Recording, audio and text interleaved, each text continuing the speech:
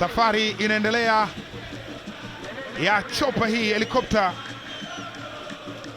ikiwa inazunguka maeneo mbalimbali ya jiji la Dar es Salaam, ikibeba ujumbe kwamba mechi zote 104 za kombe la dunia la FIFA 2026 katika uwanja wa Meja General Issa Muhyo, mashabiki ambao wamejitokeza kwenye mchezo ambao utafuata baada ya huu, JKT Tanzania dhidi ya Young Africans, wanaishuhudia chopa ikipepea juu yao.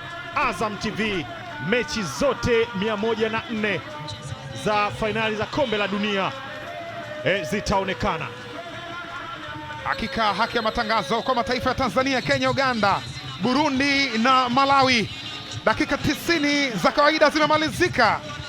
Mchezo wa robo fainali ya kombe la shirikisho la benki ya CRDB, na ilipochopa na ujumbe unasomeka FIFA World Cup on Azam TV, mechi zote 104. Na hapo ni Meja Jenerali Issa Muhyo, Mbweni, Dar es Salaam, ambapo muda mchache kutoka sasa utapigwa mchezo wa robo fainali ya pili ya kombe la shirikisho la benki ya CRDB kati ya JKT Tanzania dhidi ya wananchi Young Africans. Waliopo hapo wanaona kinachoendelea, wanaiona chopa, wanaona pia ujumbe ambao unaoneshwa. Dar es Salaam yote macho katika chopa hii, macho katika kisimbuzi cha Azam TV kuangalia michezo ya kombe la shirikisho ya benki ya CRDB. Tazama kama unaona vizuri, inaonekana bango ni kubwa, inajieleza mechi zote 104. Ndicho ambacho kimesisitizwa hapo. Azam TV ni logo iko pale, FIFA World Cup iko kushoto pale, mechi zote 104.